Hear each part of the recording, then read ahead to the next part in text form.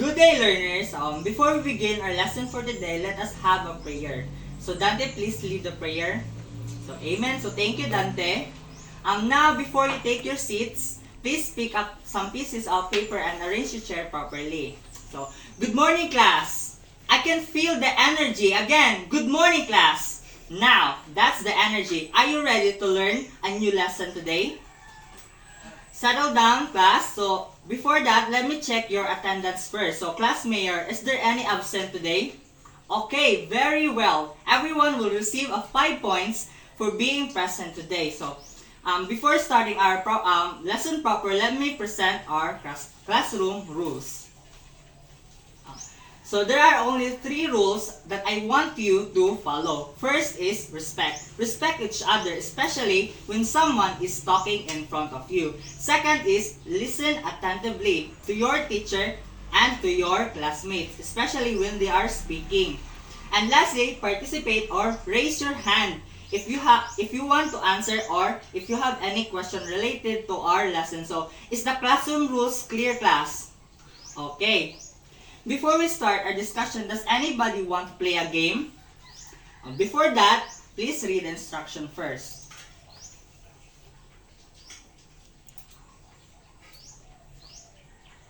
So is the instruction clear?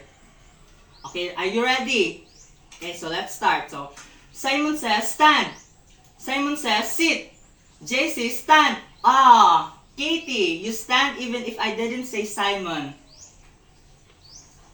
So please sit everybody and stay standing, Katie, and read the question and answer.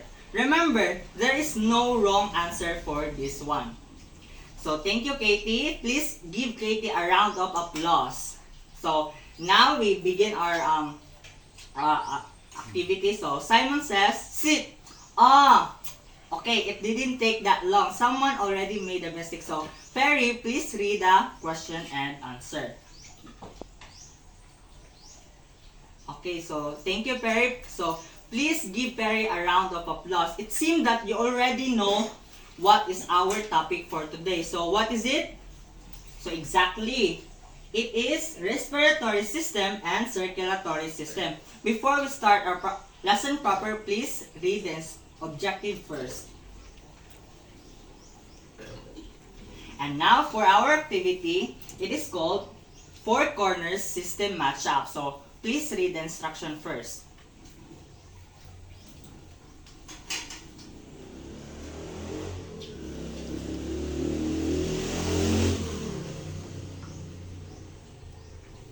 So is the instruction clear? So I already gave you the clues, right? And now you all need to figure out the clue, which corner you will be. So for the group is the lung is in front right side of the classroom. For the artery group, it is the front left side of the classroom. And for the diaphragm group is the back left side of the classroom. And lastly, for the heart group is in the back right side of the classroom. So before you start to find your group mate, please place your chairs on the side of the classroom. And now you can start. So everybody settled? All of you have your groups already? Okay, so from now on, this will be your groups during the duration of our lesson.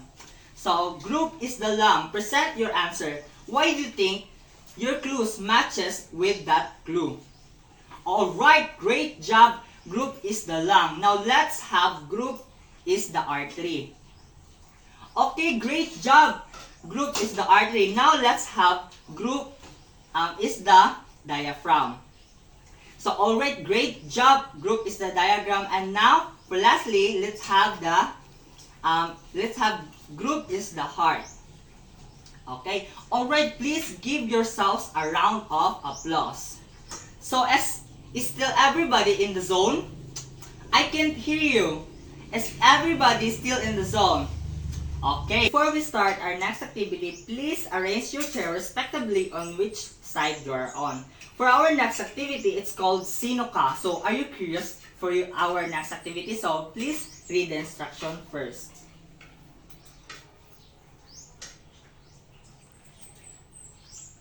these would be the rubrics that serve as your guide for your performance and your output also. So basically, I will provide you an illustration of your assigned organ system, which you need to label each key parts and identify each function. So,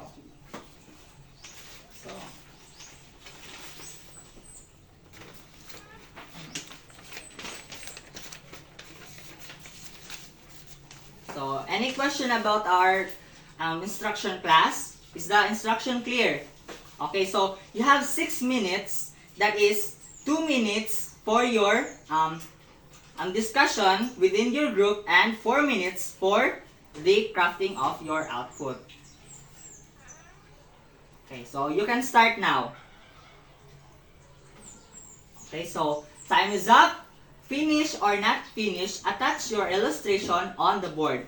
The last group that is last to attach their illustration will be the first to present. So everybody is encouraged to participate in presenting your output, not just rely on one person, okay? So group is the long, you will be the first to present since your group is the last to attach your illustration. Next will be is the diaphragm group, is the artery group, and lastly is the heart group. Group is the long, present your presentation. Okay, great job. Is the long group. Now let's have group is the diaphragm.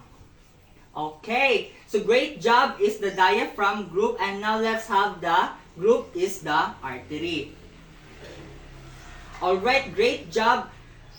Group is the artery, and now for the last group, let's have the group is the heart. Alright, so please give yourselves a round of applause. So basically, we know that there is the difference between respiratory and circulatory system. So let's start with the respiratory system.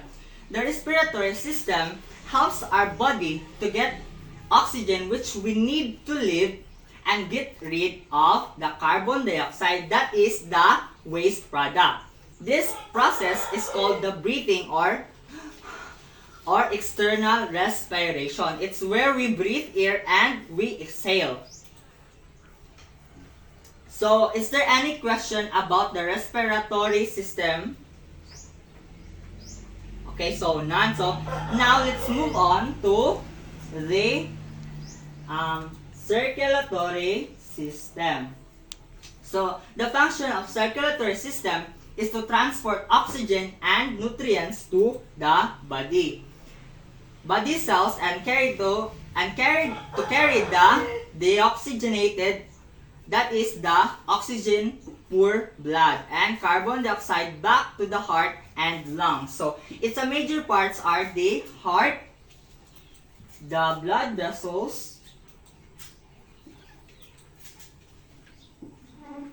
and the blood. So is there any question? Okay, for the so na question si Catherine. So yes, so good question, Catherine. So basically, air enters through the nose or mouth. After that, it passes through the pharynx, larynx, and then the trachea. Then it travels through the bronchi, then it to the bronchioles.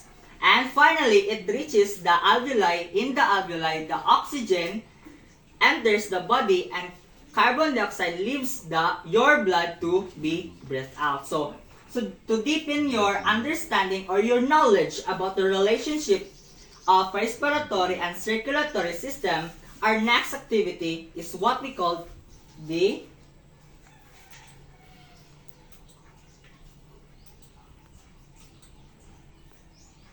mutual understanding stage. So please read the instruction first. So is the instruction clear, class? Okay, so I will provide the materials for your activity. Okay, so you can start now. So time is up. Finish or not finish, attach your output on the board. So group is the long. You will be the first to present your activity since your group is the last to attach your illustration, and next will be the is the group, is the diaphragm group, is the artery group, and lastly is the heart group. Group is the lung, present your output. Okay, so great job. Group is the lung. Now let's have the group is the diagram. Alright, so great job. Group is the diagram, and now let's have the group is the artery. Alright, so give yourselves a round of applause, and also last but not definitely not the least is the group is the heart. Okay, so alright, please give yourselves a round of applause.